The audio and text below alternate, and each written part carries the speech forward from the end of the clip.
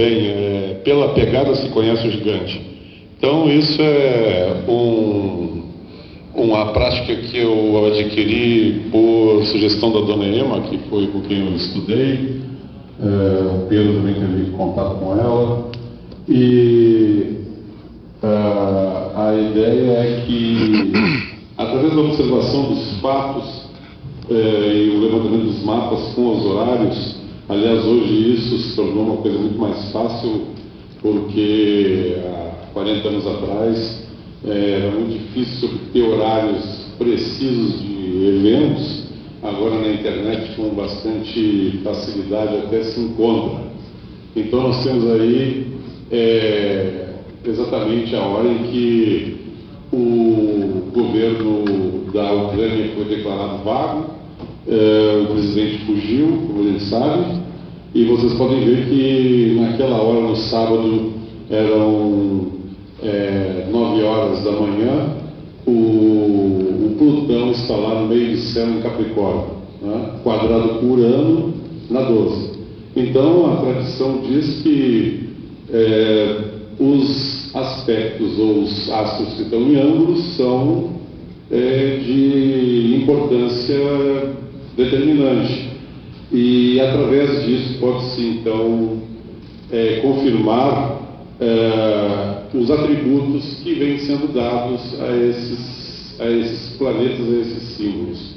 Então, de fato, vocês podem ver que o troninho onde o presidente fazia na vida pública o que ele devia fazer na privada, isso é do Buxunda, né? Ele aparece num programa do Cacete, ele entrevista o candidato e pergunta: o senhor, quando for eleito, pretende fazer na vida pública o mesmo que faz na privada? Então, essa era a privada dele, um troninho literalmente com 2 leões, e assistindo nesta hora tão privativa, né? E do outro lado aqui, Urano, que é o povo armado com pedaços de paus, pedras, coquetéis de glúten. Então vocês vejam que esse momento aí reflete precisando do que já foi dito aqui sobre o significado desses aspectos. E vejam que lá na postagem que eu fiz no Facebook, eu mencionei esse Urano na casa 12, as conspirações e as reações que viriam, que já estão acontecendo. A Rússia invadiu a Crimeia, e essa ameaça que se tornou mundial, essa transformação. Vou fazer um pouquinho acelerado. Então, aqui nós temos o nosso amigo Snowden, que aqui foi mencionado pelo Gabriel Falcão, que leu a carta que ele mandou para o Brasil, né? Então, a pessoa mais importante, transformadora e corajosa dessa segunda década do século XXI, em entrevista ao vivo para a TV alemã. Eu botei o link, né, para as pessoas poderem ver. É o exemplo simbólico de Urano em Áries, Davi, quadrado Plutão em Capricórnio, contra Golias, e com notebooks e pendrives, estilingue, dobrou o gigante. Então, lá com paus, pedras e paralelepípedos, conseguiram tirar aquele presidente entronado, eleito democraticamente, mas que em poucos anos conseguiu, junto com outros membros do governo dele, amalhar uma fortuna bilionária, né? Então, isso realmente Urano em Áries, né? Quer dizer, um indivíduo sozinho, que está trabalhando dentro de uma estrutura, de uma instituição de espionagem, a mais poderosa do planeta, resolve quebrar, né, romper, ele consegue tomar atitude de transgredir e trazer à tona, fazendo esse gigante que é o Tio Sam se dobrar, né? Então, tem um hexagrama do I Ching que fala o poder das pequenas coisas, né? Você nunca deve subestimar o poder dos pequenos, né? Tipo o Bin Laden, né? É aquele anãozinho que, não podendo brigar da mesma altura com o gigante, dá uma cabeçada no saco e faz a Torre Gêmea cair. Né? Então, isso é um aspecto importante dessa luta da liberdade do indivíduo com o poder estabelecido, instituído, cristalizado, estruturado. E aí, no caso, plutônico, que é voltado para o controle, a invasão, a espionagem, que são todos também características simbolicamente ligadas a Plutão. Aqui então nós temos, em tempos de Urano em quadratura, Plutão e Júpiter, as coisas também podem mudar para pior. E as liberdades individuais, Urano em Áries, serem sufocadas por tradições conservadoras e arcaicas, Júpiter em Câncer, transformadas em tirania impostas pelo Estado, conforme Plutão em Capricórnio. Então aí eu tentei sintetizar a oposição de Júpiter com Plutão, quadrado com Urano, né? Então nós temos que aí nesse momento as liberdades individuais, Urano em Áries, estão sendo sufocadas por tradições conservadoras e arcaicas, Júpiter em Câncer, e transformadas em tirania imposta pelo Estado. Nem a sociedade, o Estado ou a religião tem a ver com o que cada um decide fazer com seus buracos e protuberâncias. Basta tirania, basta da natureza, que me obriga a dormir, comer e tudo mais em horas que não escolho. Até ugandenses que resolverem sair do armário em outros países poderão ser extraditados, segundo a lei aprovada na Uganda. O presidente afirma que a boca foi criada para beijar e não para sexo oral. Ela também não foi criada para defecar, o que no caso ele prova o contrário. Esse é o presidente Museveni, que assinou a Anti-Gay Bill into Law. Nós estamos vendo aí em vários lugares esses retrocessos, com uma perseguição, com realmente, enquanto de um lado, né, se avança em alguns pontos, se quebram tabus, se quebram resistências, daí é o Urano quadrado com Plutão, do outro Plutão quadrado com Urano, também ao mesmo tempo, há o movimento de sufocação. E aqui nós temos Ana Clara Souza. Quem é capaz de sustentar teu olhar? Eu não consigo. Essa aí é a garota que foi morta lá no Maranhão, com aquele pessoal que botou fogo no ônibus, a mando de pessoas no presídio da Pedrinhas, e a mãe consegue sair com o filho de colo e ela morre queimada. E isso gera uma reação, né, e gera uma explosão e traz à tona toda aquela fermentina que é a dominação dos sarnês, né, no Maranhão. Então vocês vejam, naquele dia o Sol estava em conjunção com Plutão, Mercúrio quadrado com Marte e quadrado Urano. Então vocês vejam que a situação nesse dia era realmente de eclosão. Então muitas vezes se observa isso, um fato pequeno, de certa maneira, né, essa menina é uma favelada, uma menina muito pobre, morre dentro de um ônibus, mas aquilo de repente vai tomando gera uma bola de neve que ninguém mais segura. Até quase intervenção federal houve lá no Maranhão, e a situação ainda lá continua muito difícil, né?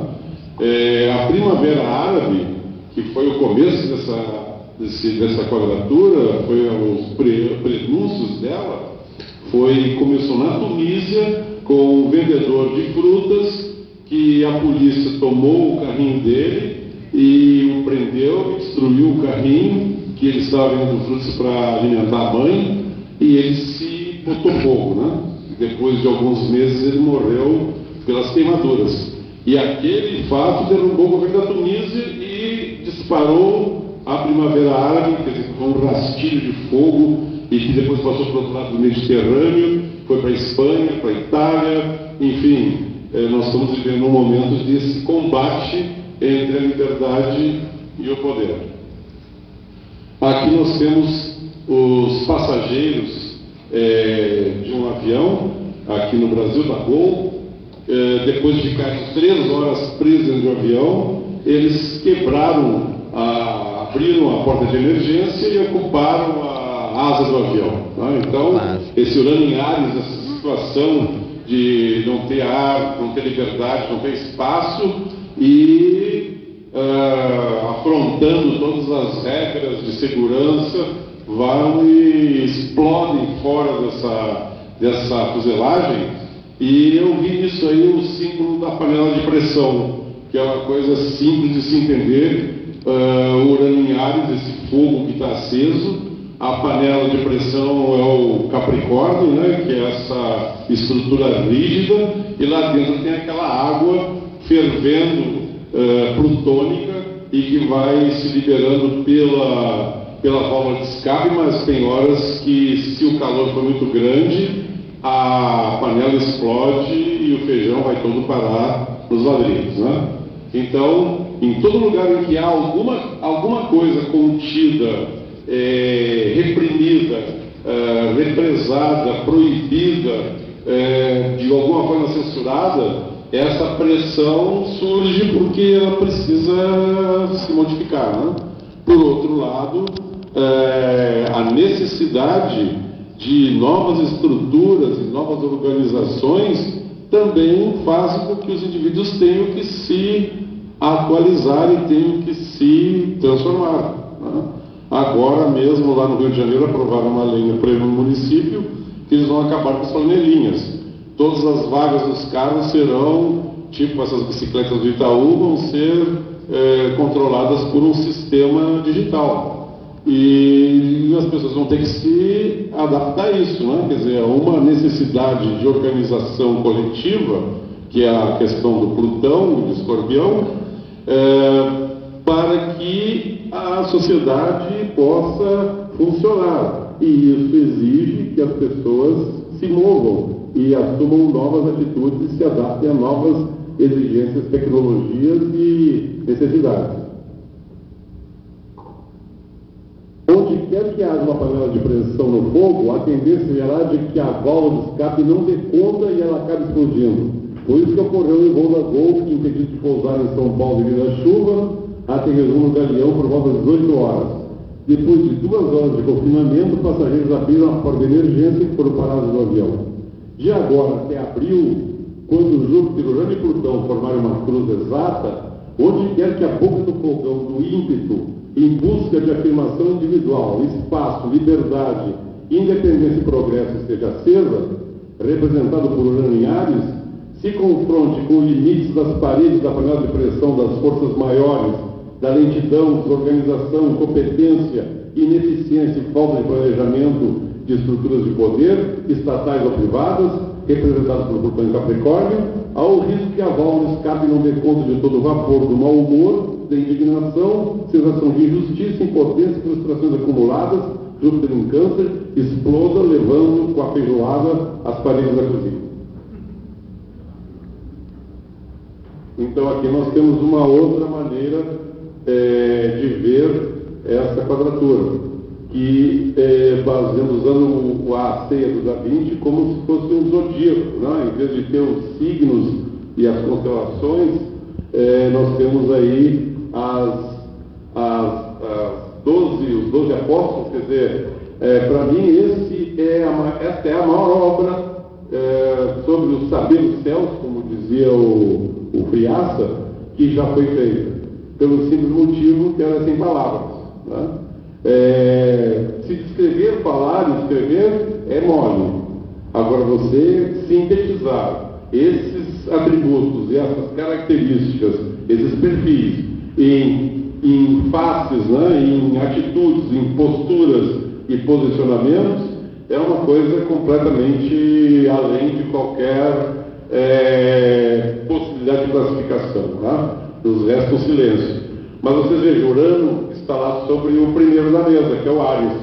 Então, Urano é o ato do Aquário, que é o segundo daqui para lá. Você veja que ele está com a mão no ombro do Capricórnio, passando por cima, chegando até o Sagitário. Então vocês podem unir essa atitude com aquela lá da ponta da mesa, vocês terão o que é Urano em Áries. Quer dizer, vamos nos juntar, vamos nos unir, vamos agir coletivamente em prol de uma afirmação, de uma tomada de posição e de uma liderança. E aqui isso está em combate e em disputa com o Plutão em Capricórnio, que está sobre esse camarada aí, que está pedindo um tempo. Então, qualquer transformação que vai acontecer durante esse período de Plutão em Capricórnio não vai acontecer depressa, vai acontecer cronologicamente, vai acontecer lentamente. As coisas não estão acontecendo de forma lenta e muitas vezes oculta ou invisível. Mas com os símbolos a gente pode trazer isso à tona. Então você veja que as estruturas de poder vão se organizar e se desorganizar lentamente. Nenhum que está sentado, vocês podem ver que o Capricórnio está mais solidamente sentado no quadro. E embora ele esteja numa posição elevada, ele olha de cima para baixo. E o Câncer, que está ali do outro lado, que é o oposto do Capricórnio, esse, embora esteja mais alto do que o Capricórnio, ele olha de baixo para cima. Então, essa transformação do Capricórnio se dará, do Plutão Capricórnio se dará lentamente, e vocês vejam aqui está o Judas, que é o Escorpião.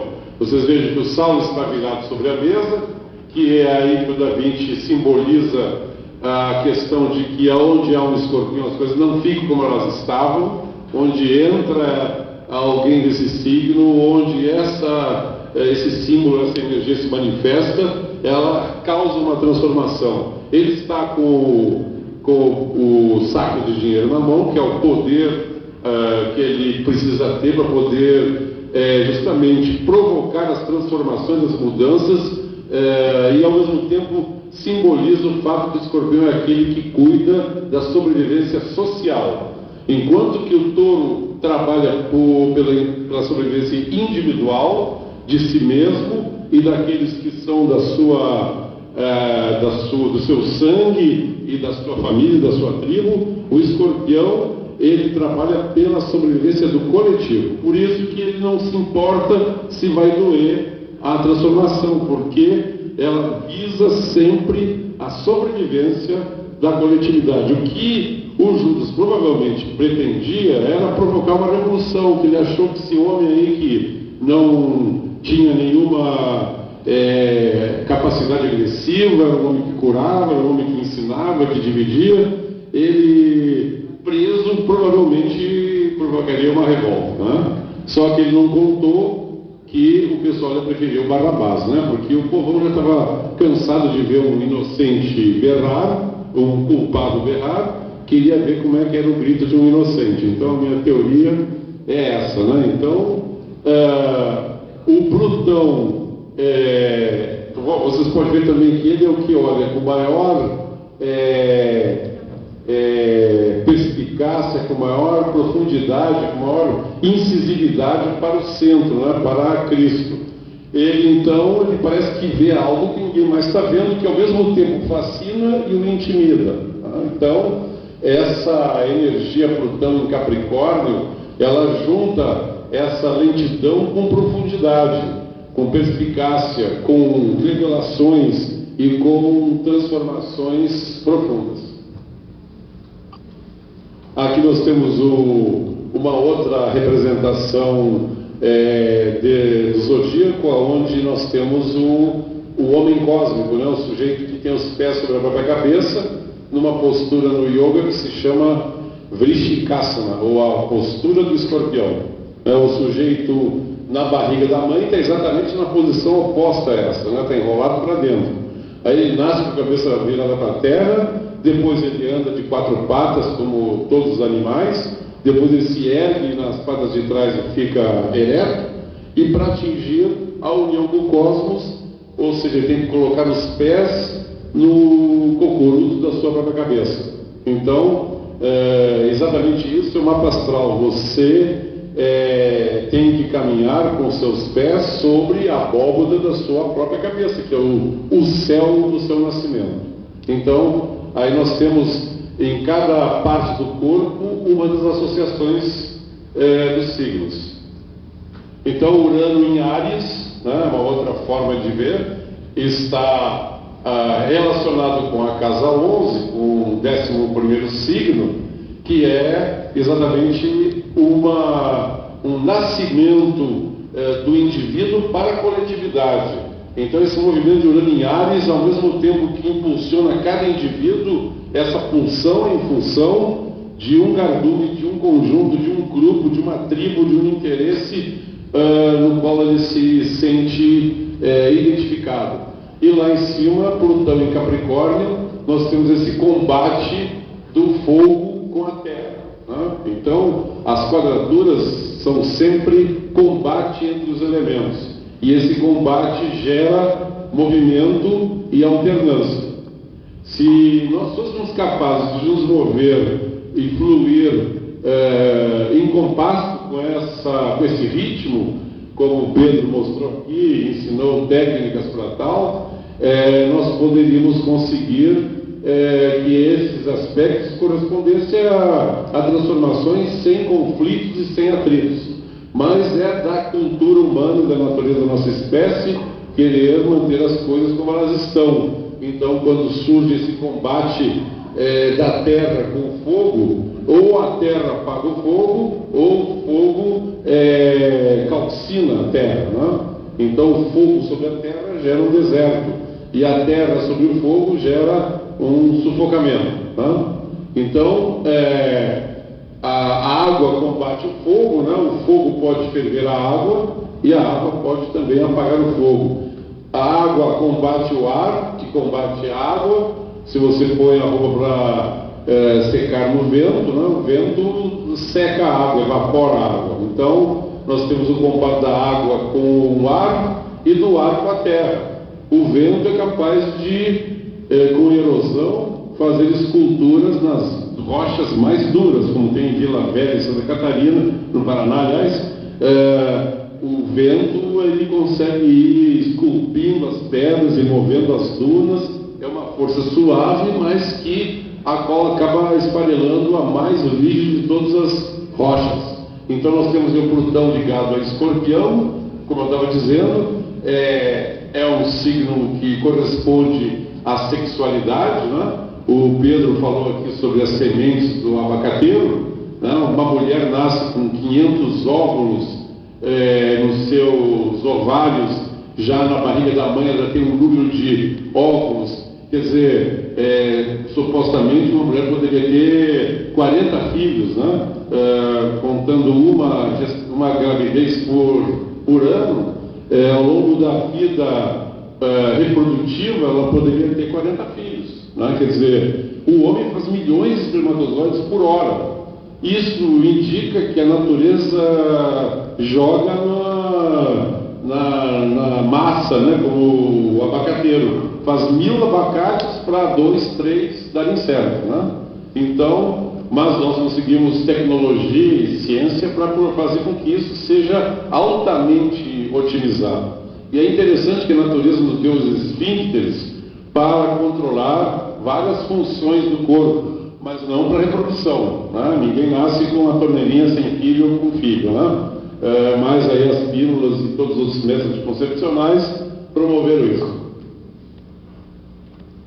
E aqui nós temos então, esse combate gera um movimento que é simbolizado pela suástica, que em sânscrito, né, aprendi com meu filho, quer dizer prosperidade, porque no combate dos elementos você tem a transformação. Nós temos 3 figuras geométricas perfeitas na astrologia: o círculo, né, onde todos os pontos são equidistantes do centro; o triângulo, onde nós temos 3 ângulos iguais em cada um dos vértices; e o quadrado, que também tem 4 ângulos iguais e lados paralelos entre si. Então, são 3 figuras geometricamente perfeitas. Então,